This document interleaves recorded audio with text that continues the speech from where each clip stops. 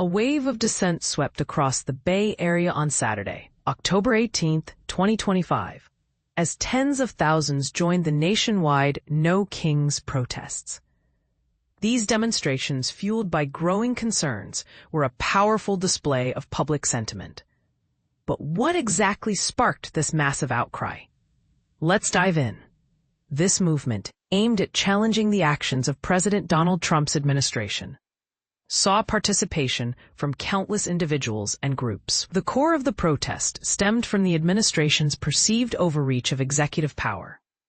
This included actions like deploying the military for domestic law enforcement, expanding the authority of U.S. Customs and Border Protection, detaining U.S. citizens without due process, and deporting legal immigrants under questionable circumstances. And this is the part most people miss. The protests were not just about a single issue.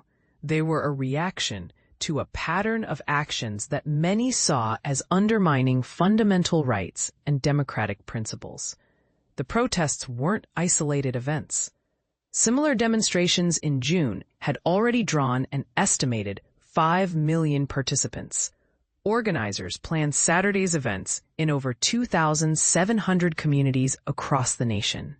This broad coalition included formal groups like the American Civil Liberties Union and labor unions, as well as informal supporters such as Indivisible and 50501.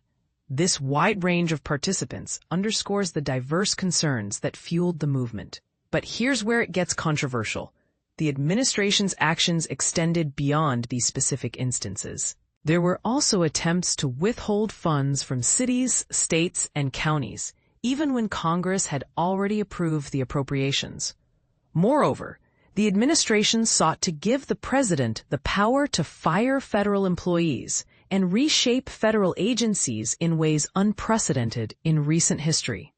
These actions further fueled the protesters' concerns about the balance of power and the erosion of democratic norms. In the Bay Area, demonstrations took place in numerous cities, including San Francisco, Oakland, Alameda, Mill Valley, Berkeley, and Contra Costa County. The protests were dynamic and varied. For instance, in San Francisco, protesters gathered along the Embarcadero before marching to Civic Center. In Oakland, a large group marched through the downtown streets, and at Ocean Beach in San Francisco, protesters created a human banner visually expressing their dissent. What do you think? Were these protests a necessary check on power, or were they an overreaction? Do you agree with the protesters' concerns about the administration's actions, or do you have a different perspective? Share your thoughts in the comments below. Let's start a conversation.